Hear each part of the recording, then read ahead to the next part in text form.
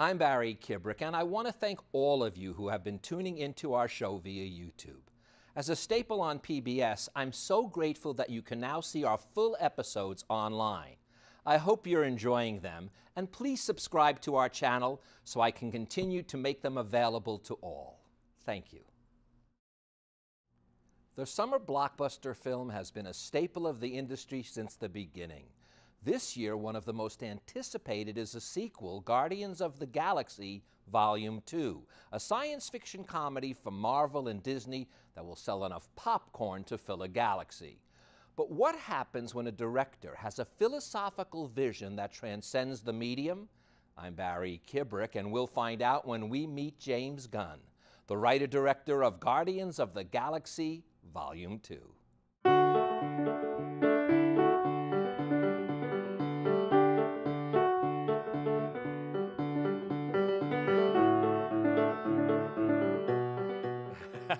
We're already laughing. You like I'm all this? looking at the books. I want to see what the books are. James, it is a pleasure to have you on Between awesome. the Lines. Just thank you so much for joining us. It's awesome to be here. I told you beforehand this is the nicest TV set I've ever been on in my life. Well, it's because we're blessed with your presence. James, I've got to say something. We saw the film with a bunch of critics, and I need to let people know right up front. Critics are the worst people to see films with, but they were laughing and applauding throughout.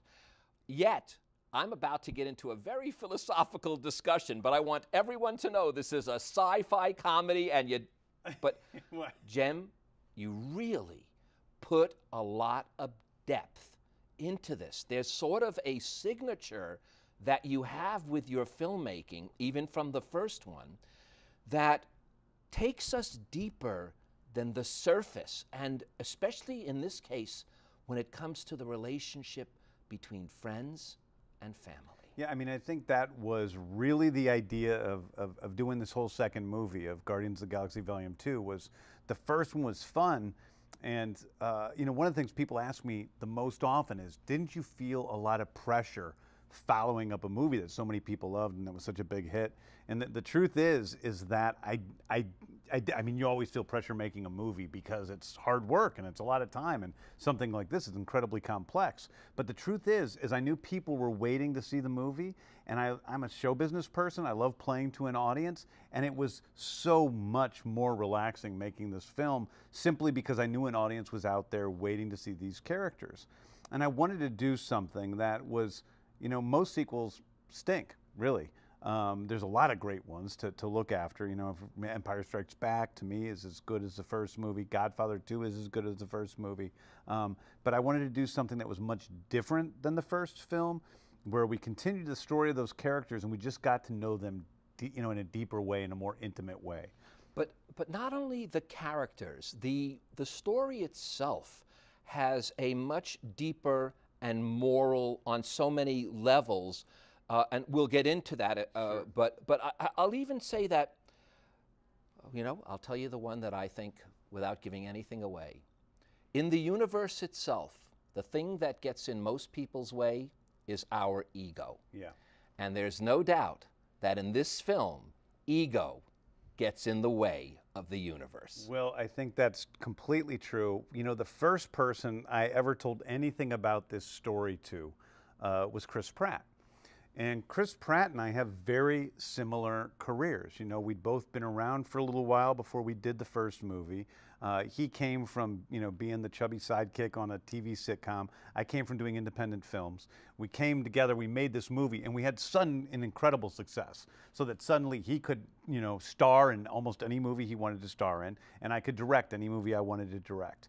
And so we came upon this situation of sudden incredible success and all of the stuff that comes with that. But luckily, we're very close friends. We're very good at keeping each other down to earth. And in our own lives, one of the things we made a promise to each other after the first movie came out, was that we would remain ourselves, we'd remain kind, and we wouldn't let it, you know, take us away. I think that's what the movie is about. I think this movie is about us. It's about not only the Guardians in the movie, but it's about who are the Guardians in the real life. It's about me and Chris and Dave Bautista and Zoe Saldana and what we were going through during the process of making this movie. This is weird. We've got a sovereign fleet approaching from the rear. Why would they do that? Probably because Rocket stole some of their batteries. Dude! Right. He didn't steal some of those. I don't know why they're after us. What a mystery this is.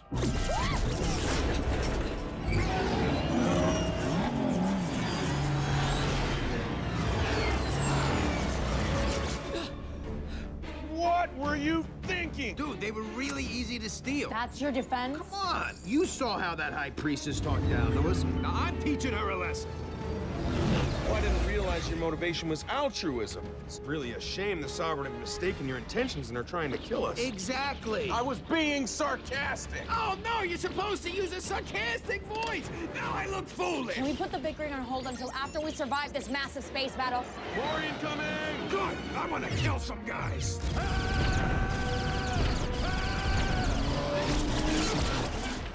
You know, that family and what is true family, that is also what comes out here is, and especially in our modern society, family sometimes are your best friends.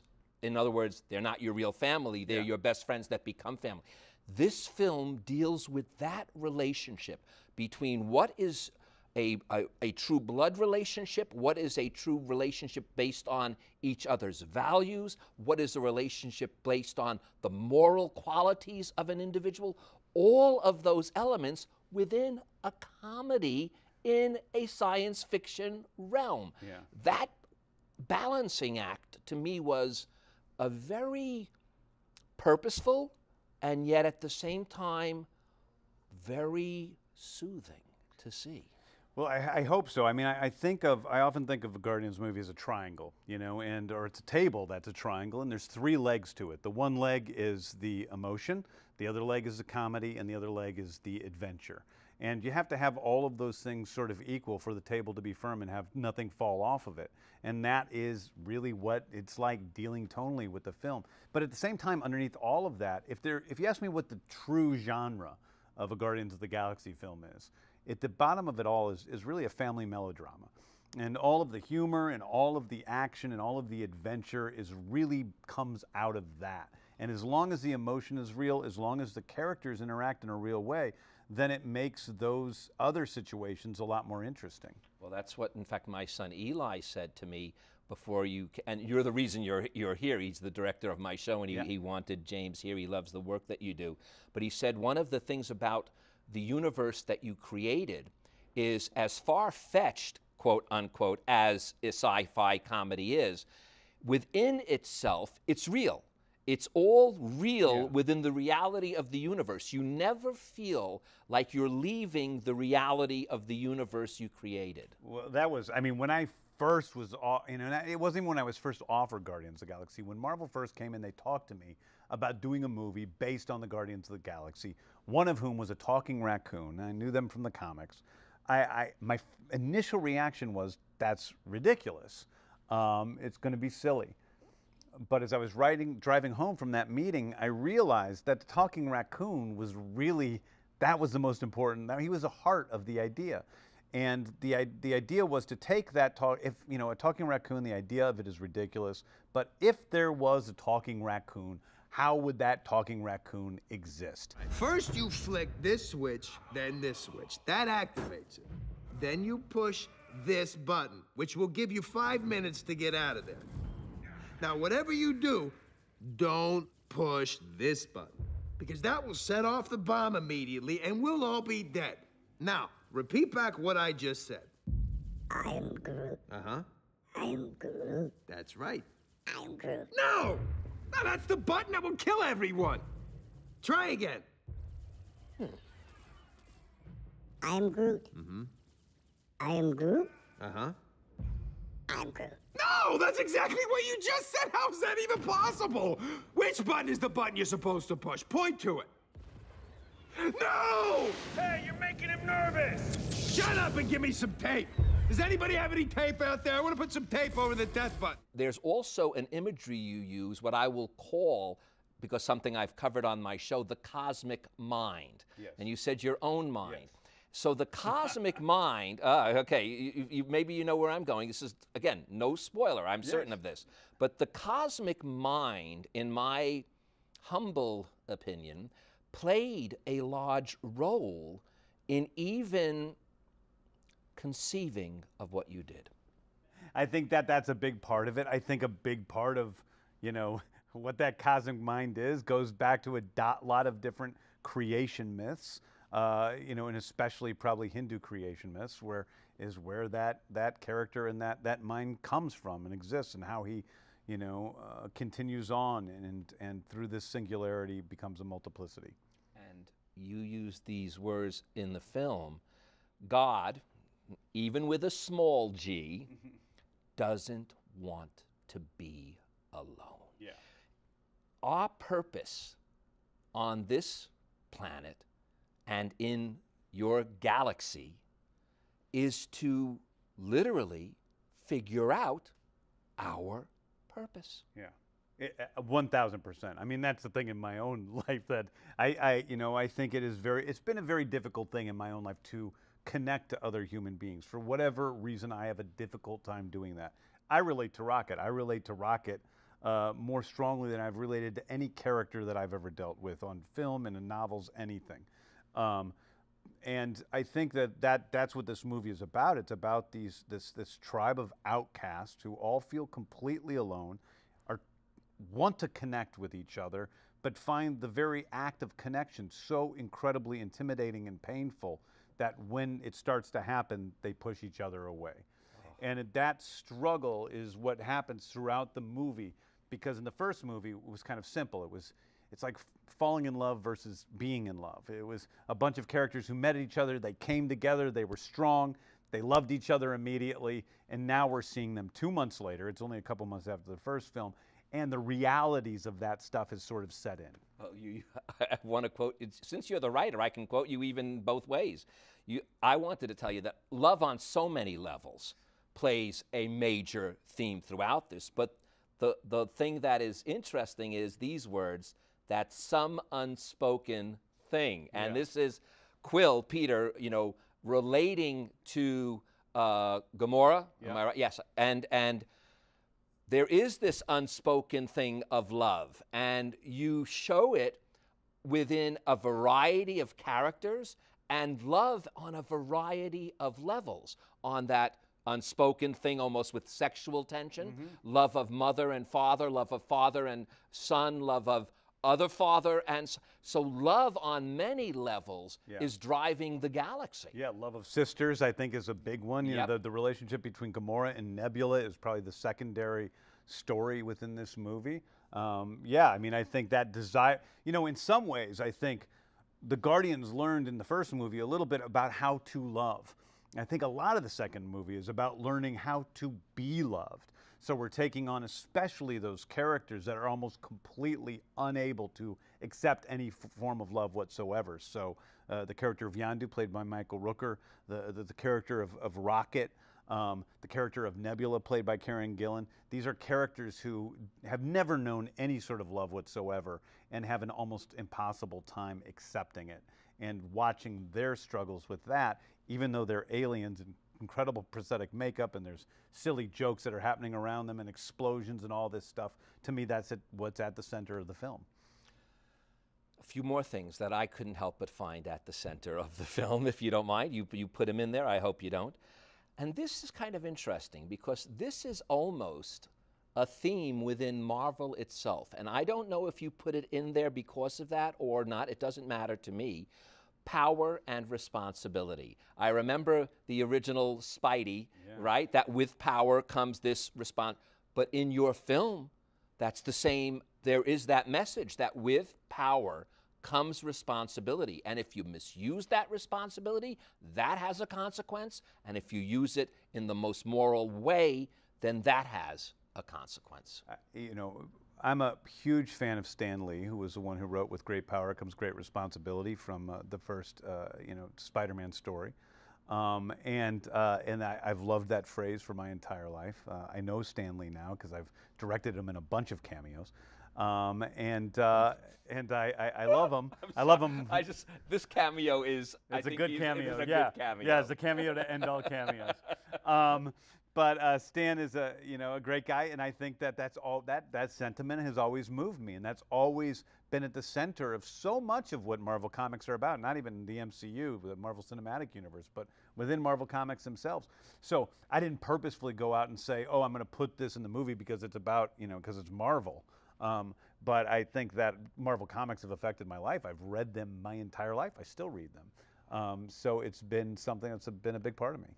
Something that surprised me, and I'll tell you, it reminded me of something, but I think we can discuss that later. But the line, though, took me, I think there's a lot more behind it, and I want to explore it with you. Two types of people exist. Now, this is kind of funny, because in this particular universe, there's 1,000 types or 1,000,000 types of people. Yes. But two types of people, those who dance and those who don't. And that comes up a few times within the film. Yeah, well, that was something that Drax says at the beginning of the movie. I don't really know if Drax is right. He's definitely not the one who sees life the most clearly in the movie, although he does say some other wonderful things in the film, and the performance by Dave Bautista is probably one of the best in the movie. Yeah, he says that about Gamora to Peter Quill at the beginning, that Peter Quill is a dancer, Gamora is not, and he should really just let it go. And then later we find out that that is probably not exactly the situation there, that she might be a dancer. But Drax finds only people who don't dance attractive, which is kind of strange. And what he says is he fell in love with his wife because he was at some sort of giant tribal warrior dance thing where everybody was jumping around and dancing to the beat. And he looks over in the corner and he sees one woman, his Ovette, who was completely still. She didn't move a muscle. She didn't even tap her foot. One might even assume she was dead, and made him get very sexually excited. And so he goes on about that to Peter Quill, and that's how he fell in love. So Drax has his own special way of looking at the world. The beast hide is too thick to be pierced from the outside. I must cut through it from the inside. Huh? No, Drax! Wait a minute! Drax!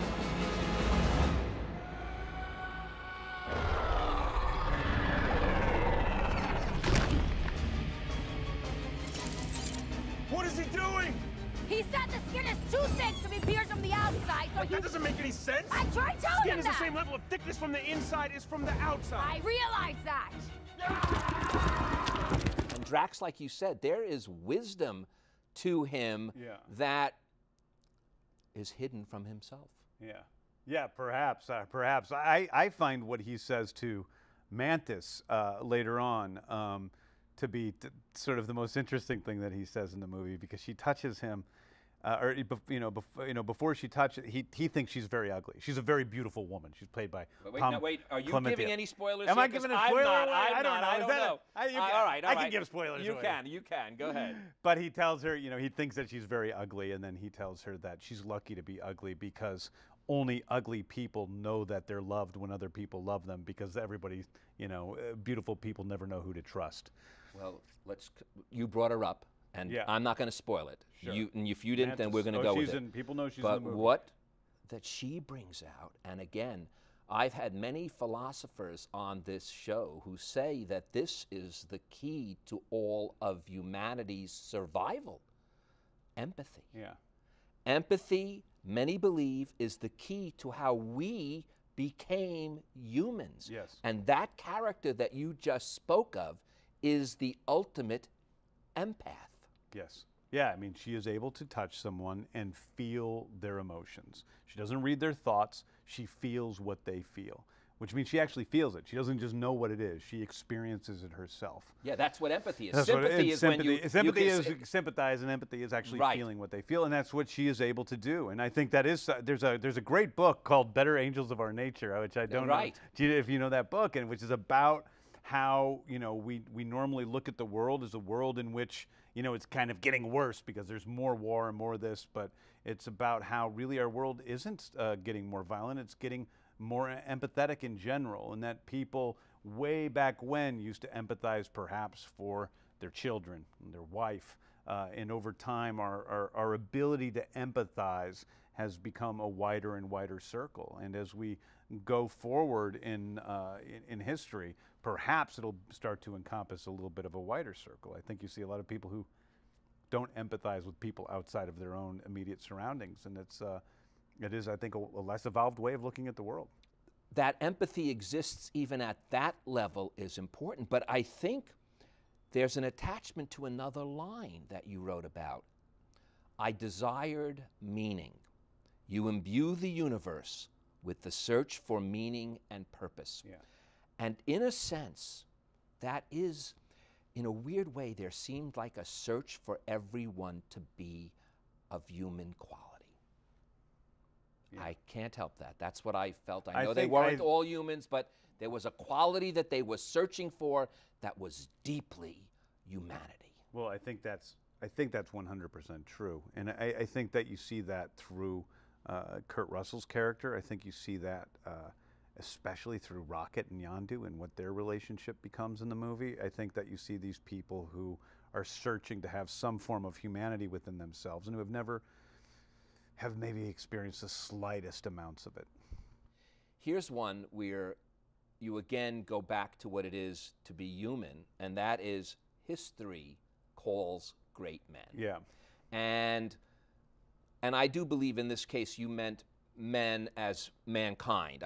Because people. Beings. I mean, in this movie, really. It is. It's difficult discussing this film because I'm always saying people and humans and this and that or, whatever, but really it's beings. It's creatures. It's what we all are and whatever a talking raccoon is and whatever a green warrior is. But that's where you see that the history called on certain people that literally required the ultimate form of redemption. And in that case, the ultimate form of sacrifice, I think, in the movie. I think they go hand in hand. Yeah. And I think that's... And then I think you have to think about what the whole context of all that is. I think there's a lot of rationalizations that are happening in the movie based around these supposed loftier concepts, where people are using lofty concepts to rationalize their own ill behavior of one type or another. And it happens pretty often throughout the movie, especially by some of the characters who are a bit more. I mean, Aisha, who we see at the very beginning of the movie, is transgressed, but her reaction to that transgression is enormously out of balance with the transgression itself. But you know something? In a situation with a film like this, because of so many species and things like that, there could be an excuse, if you wanted to take it, to have what I would call a moral relativistic viewpoint. Yes. And that it does not have. Yes. It has such a strong moral code that it's almost hard to describe because it is based amongst such action and comedy, and yet there is such deep morality and as I said, it's not relative to who you are. It is, to the best of our knowledge, what we would call true moral value. 100%. I mean, I'm not a moral relativist, so I think that it's, at the basis of everything is this belief that, love and taking care of your fellow beings is the highest calling that you can have. It's the one thing that really gives us any sort of hope or joy or whatsoever. And I think that that's in every piece of the film, and everything leads to that. I think this might be the most important line, and I'll say it because this gives, in my opinion, hope to everyone.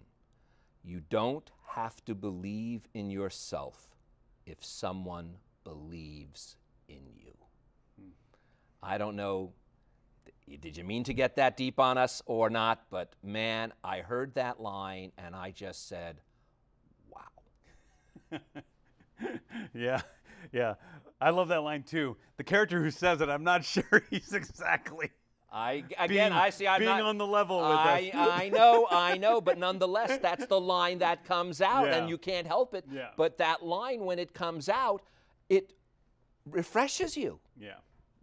I mean, I think it works in the moment. So yeah, it's and that character, the character who says it is.